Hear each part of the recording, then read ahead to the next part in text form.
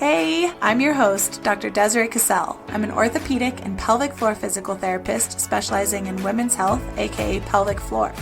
I'm a wife, mom of 3, foodie, lover of all things movement and nature, and I'm super passionate about educating, empowering, and supporting other women like you to find and maintain balance throughout all aspects of their lives, without pain, pressure, or peeing their pants. And this is the Balanced Momtality Podcast, where we will talk about all things pelvic floor, your core, and optimizing your pregnancy, birth, and postpartum recovery, providing you with the knowledge and tools so that you can feel like the strong, playful, and happy mom that you and your family deserve.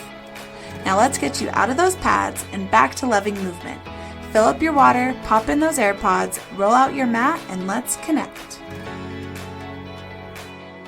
Before we start today's episode, just a quick disclaimer that anything mentioned in this podcast is not meant to treat or diagnose any medical conditions.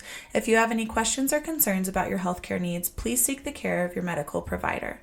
This is also a safe space where we will be talking about very sensitive but important topics, such as issues with peeing and pooping, relationships, and even sex. So if you have littles around, probably a good idea to pop those AirPods in. But otherwise, I hope you enjoyed today's episode.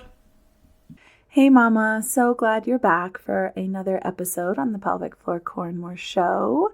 This is for those pregnant mamas. Hopefully you caught last week's episode where we dove into fitness during pregnancy and really the basics of what that should look like. So go check that out. I mentioned some stuff about modifications, but I wanted to dive a lot deeper into modifications in this episode, especially modifications in each trimester. So let's just dive right in. And just to little brief disclaimer, if you are not pregnant, don't worry. These are still really helpful and useful modifications to hear and listen to, so that if some of these exercises that you typically do just don't feel good or you want other options, here is where you can get that info. So stay tuned, even if you're not pregnant, or maybe you're coming out of a surgery or a procedure and you're wanting to get back into exercise carefully.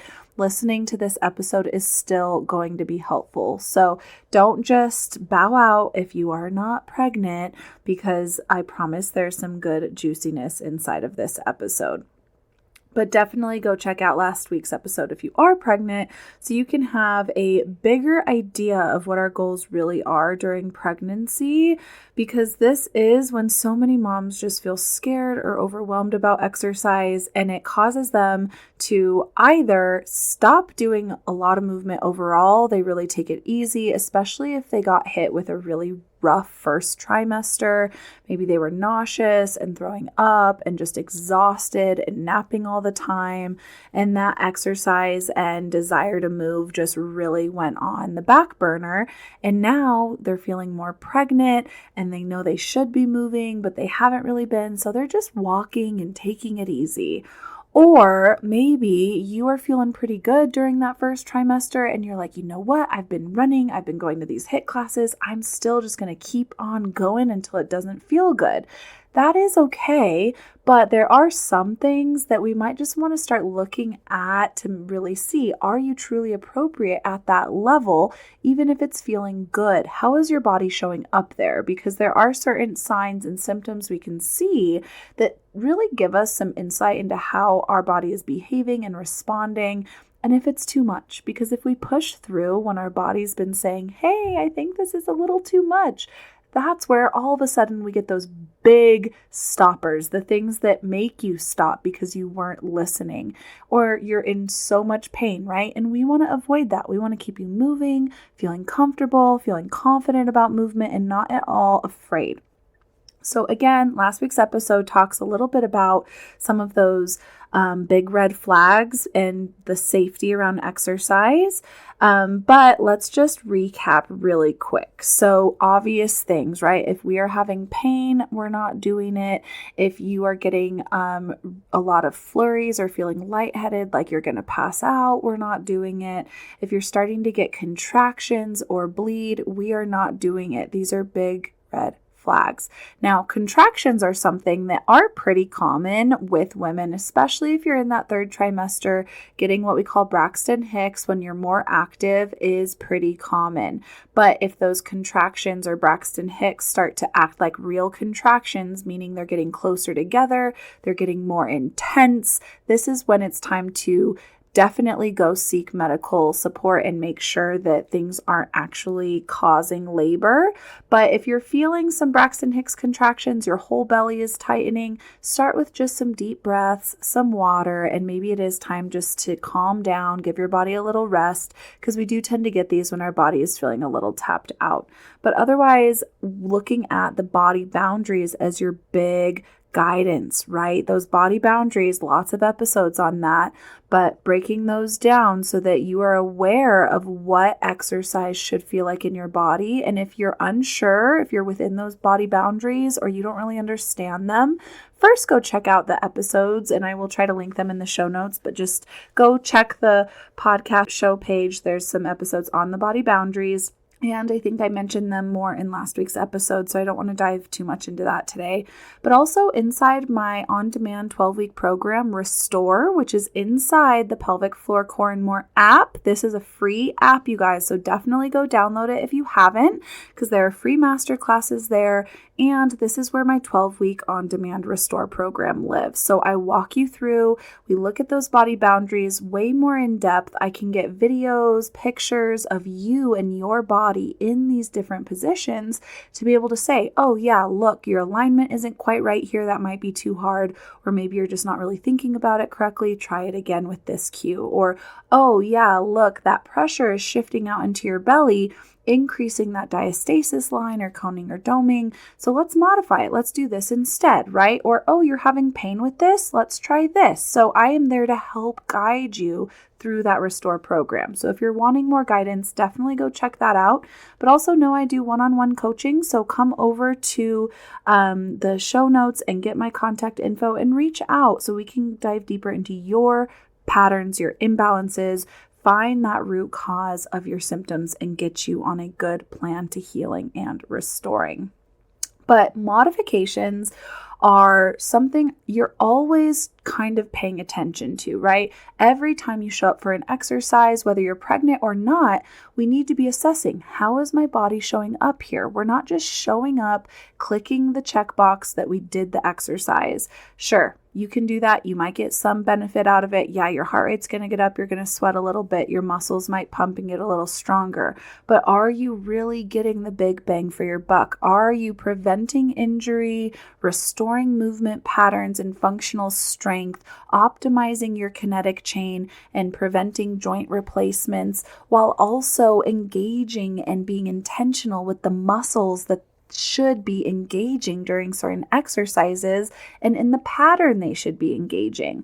Are we also aware of the softening in our body as we are going through these workouts, the breath through our body as we are going through these workouts? So every day we need to be assessing how our body is showing up, because you might have progressed one week and felt really strong and then maybe had a stressful week, or maybe like me, you were in a really long car ride, came back from your road trip feeling super excited to work out and went way too hard. Even though you felt like you could, it felt good, and then zing, you get a little pain.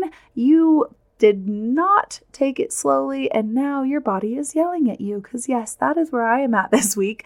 Ever since my road trip to San Francisco, I feel like I've been in rehab mode, because I went way too strong and way too intense at the gym. Felt okay, but I need to rest. I need to do some stretching and some release work. I'm still going to the gym, but just taking it really easy. All this to say, listen to your body, right? I probably should have started a little lighter, but I also listened to my body. As soon as I got that pain signal, I was like, okay, that was a big red flag. We're not doing this one anymore. It was enough of a sharp pain. I wasn't even going to modify and take weight away. I was like, nope, we're done with that one.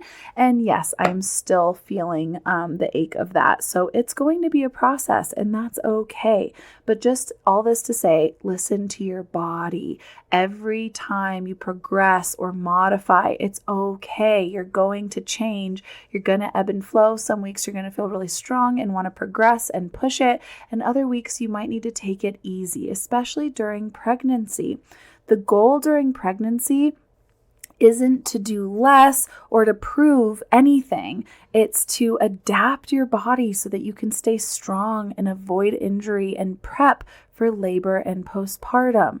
We really can do so much benefit in our body by just getting a little movement in and some strength training. So I don't want you to be afraid of that. We just need to add some modifications. And I have a lot of women that don't even need these modifications because they don't feel pain, they feel comfortable there, they still can breathe and not feel like they're being squished and suffocating lying on their back. So there are a lot of modifications out there. I'm going to name some big top 5 ones here, but also know you don't have to modify these. There are some people that are appropriate at the normal variation or level they were doing it at before. And then, maybe throughout pregnancy, they start to realize that as belly grows, that no longer feels comfortable and they do want to maybe stop running or stop laying on their back. But I do have some women that run through their whole 3rd trimester. I have women who lie on their back through 40 weeks. So don't just feel like because I said this is what you have to do. But just know pregnancy is not the time to prove anything. It is the time to preserve and prepare. So we're choosing these modifications as an empowerment, not a weakness. And realize that baby is constantly growing. So even if you're literally picking up less weight to squat with, you're still progressing because that baby weight is getting heavier. So just listen to your body, but we're going to dive into some of the big 5 exercise modifications that I really like to do. So with breath work and bracing, this is one of the things that we're not really necessarily modifying, but I just want to touch on this because if you cannot breathe, meaning that 360 piston breath where we're feeling pelvic floor expansion, back, sides, belly, chest on our inhale, and on our exhale, everything is lifting and recoiling back up from the bottom up, right? This is a piston-like pressure management system. We need to have our breath in place. If we cannot breathe through the movement, meaning you're going and holding your breath, it's too heavy, or maybe you're just not thinking of the breath. But if you try and think of the breath and your body keeps doing that, it is too heavy. That's your body's way of stabilizing the core. So we first need to try and think about exhale through effort. So we're trying to time your breath, exhaling through the effort phase. And then with that brace, we need to be able to engage that brace. Again, the whole core system. This is pelvic floor, your abs, meaning the deep TA abdominal wall, attaching to your spine, and our diaphragm, and your multifidi in the back. These 4 muscle groups create this canister that also need to engage together, zippering up from the bottom up. Once we're holding that brace during pregnancy, the goal is to stabilize and align. So we're stacking the rib cage over the pelvis and using that deep core canister to lock that in. That position should not change. This is the kind of core work we're doing. This is where the magic happens. We are locking that position in and then choosing exercises to challenge that core. Things like squats, where we're trying to, again, make sure your butt isn't tucking under or sticking out. We're keeping that canister locked in. Or things like a core march or dead bug or bird dog, where we're trying to use the weight of the legs and the arms to want to make the rib cage and pelvis tilt, but our core is holding so that it isn't moving at all. We're trying to stabilize and lock it in. So we need to think that we're not sucking in the belly here. That's not the goal. The goal is to feel that support and engagement from the bottom up. And this is something we do dive into in person, virtually, one-on-one, and in the Restore program so much. So don't feel like you have to know all these things. That's why there's support out there, but just make sure you're thinking about them. Because being able to breathe within the move and brace with every effort moment is a boundary. So looking at those boundaries again of the ABCs, that is alignment, your breathing, and your core brace. We need to be able to hold that stack, brace that stack, and breathe within it. If you lose the alignment, if you lose the brace and you see that pressure shift back out, or you're not able to breathe through it, this is a boundary. This is too much. So just think about that aspect and try to time your exhale through effort.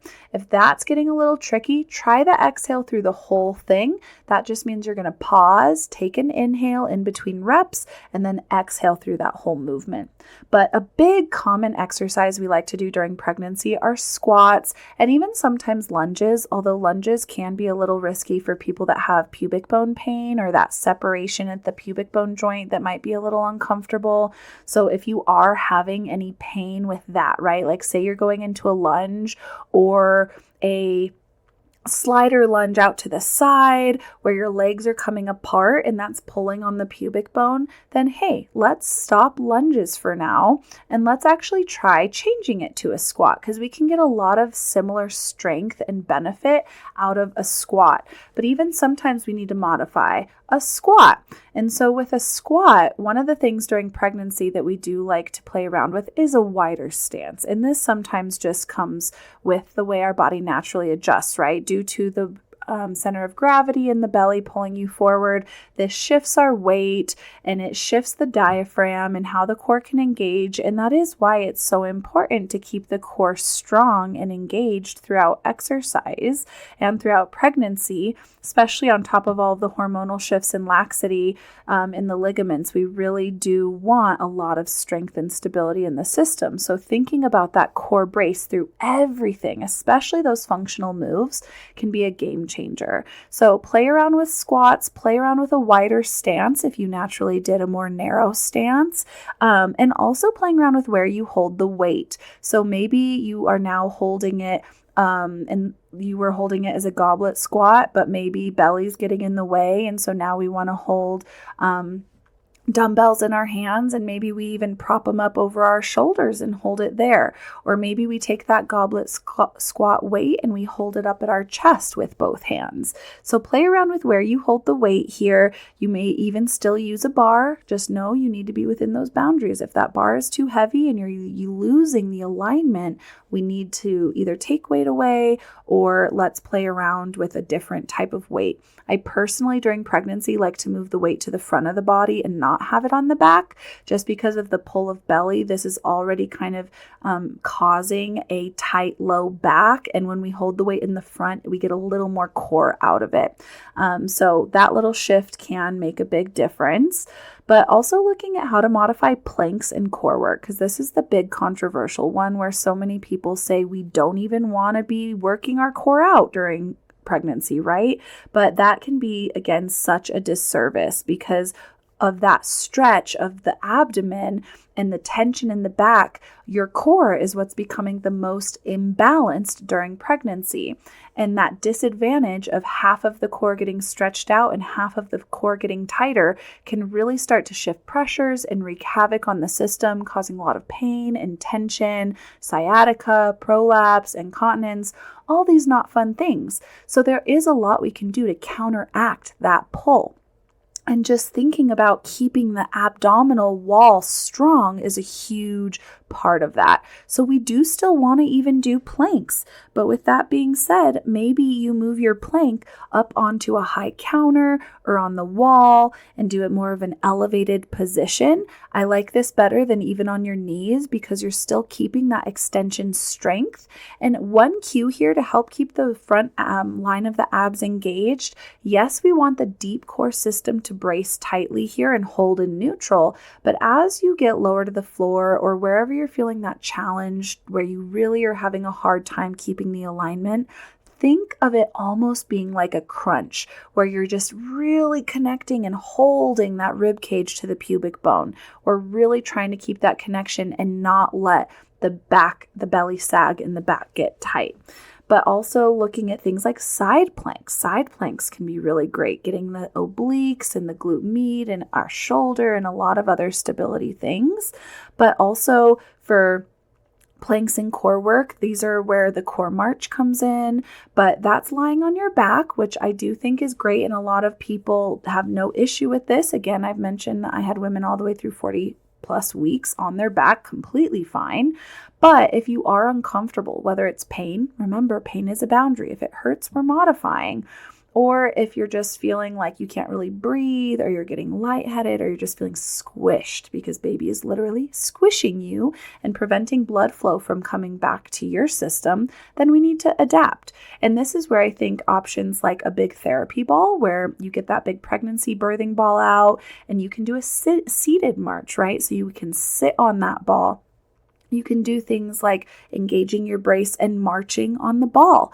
You can do things like leg extensions on the ball. That's another great core workout here. I love the ball because this is also where we can do a lot of breath work and bracing work, because that ball gives you feedback on the pelvic floor. So you can feel expansion into the ball, and you can feel that pelvic floor lift up off of the ball. So I think the ball is a great thing to have, whether it's just for exercising, using it for mobility, also birth prep. So birth prep, we use a lot of the ball, a lot of hip circles and bouncing and rocking side lunges. So the ball is great. But just know core is a huge emphasis during pregnancy. A lying down core march, a seated core march, even a standing core march where you're holding a weight on one side of your body, like a suitcase carry, or you're holding something in front of you, laundry basket, groceries, a baby, and you're just marching, right? You're just marching around, lifting those legs up, keeping the core stacked in alignment. So we're not letting the back round when you're lifting the leg up, and you're not letting it arch and extend when you're lowering the leg. You're keeping your core stacked. You're going to inhale, exhale as you march a leg up, inhale as you lower it. Exhale, march the other leg up. Inhale as you lower it. And remember, this is the next level of intention, that every time you exhale, you are getting a little extra Kegel with it. We need to lift the pelvic floor with every exhale. So that is one of my favorite ways to play around with core progressions. Just get up off the floor, come into a seated pose on the ball, or play around with a standing core march. Those are great functional ways to strengthen your core. And if you want to get more intense planks in, play around with the wall. Play around with an incline of some sort, just making sure you're within those boundaries and not seeing any extra coning or doming at that linea alba space, because that is where we can risk diastasis and unfortunately hernias. And it's just not worth it, especially during pregnancy. Remember, we're not trying to prove anything. We're trying to preserve our core. Another place we like to play around with modifications is impact and jumping. So yes, I mentioned the runner that keeps running. Go for it, run. If it feels good, you've been running before pregnancy and it's still feeling good, meaning you're not leaking, you're not having pelvic floor pressure or heaviness, there's no pain, you're bracing, you're able to breathe, then yeah, keep running. That's fine. You might play around with distance. Maybe you're not doing as long of a run because your pelvic floor is hitting a capacity sooner. Or maybe we even take out the impact part and we go back to other types of cardio like swimming, or even just getting on an arm bike or a stair stepper or an elliptical where there's a lot less impact. Again, is it worth it? I do know runners, they love the runner's high. The mental health is real. I get it. So if you do need it, go for it. But I'm also going to give you non-runners permission. It's okay not to run. In fact, it's actually better. It's actually better. And I'm not to throw shade at the runners. Again, totally fine. You're going to be strong and safe. And that's because you've been running. But for us non-runners, we don't need to force running. There's so many other ways to do cardio and stay healthy and strong. So for that, try some of the other options I mentioned: swimming, elliptical, stair stepper, or maybe like me, you go to a high fitness cardio class, which does have a lot of jumping jacks and tuck jumps and running in place and burpees. And guess what? For that, you just take the jump out. When in doubt, take the jump out. I am always modifying this myself, not even pregnant. If I am ovulating and I'm having a little heaviness, or if I am on my cycle and I'm a little crampy and I don't want to jump around, that's where instead of doing a jumping jack, I just tap it out, right? Just tapping, no jumping, right? Marching in place instead of running in place, doing squats instead of the burpee in class, right? Like just modifying it a little bit and taking that jump out, but still keeping the cardio and fun in. I mentioned lying flat on your back and switching to an elevated position, especially after the second trimester. This is encouraged, but don't feel worried about it. There's so many other exercises that we can do on your back, on your side, or if it is bugging you, we can pop up off of your back.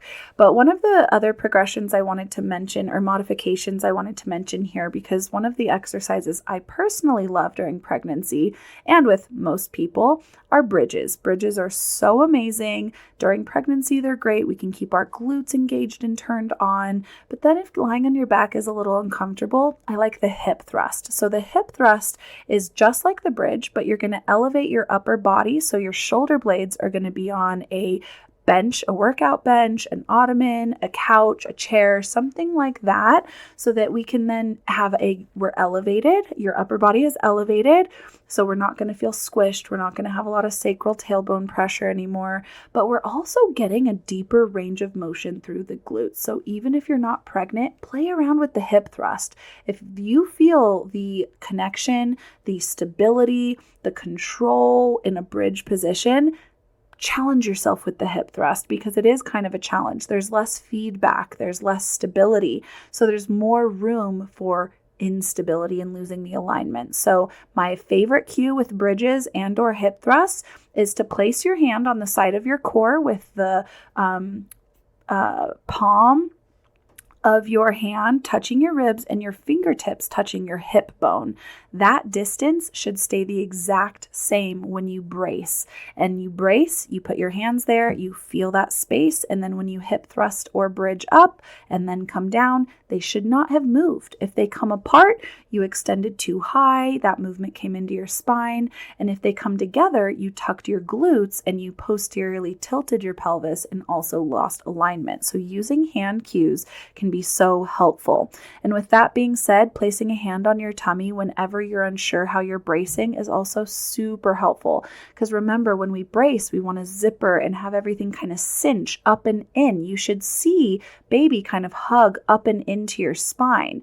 And if you're unsure, having the hand on the belly so that you can feel that moment when that pressure all of a sudden shifts and shoves back out into your hand, that's a no-no. That's where we kind of want to stop. So the other thing is, like, there's some things that are no big deals that it's like, okay, let's just observe that. And then there's other things where it's time to stop. So looking at the body boundaries specifically, the ones that I think it's time to stop are the 3 Ps. So that's looking at, are we peeing at all during? It's time to stop.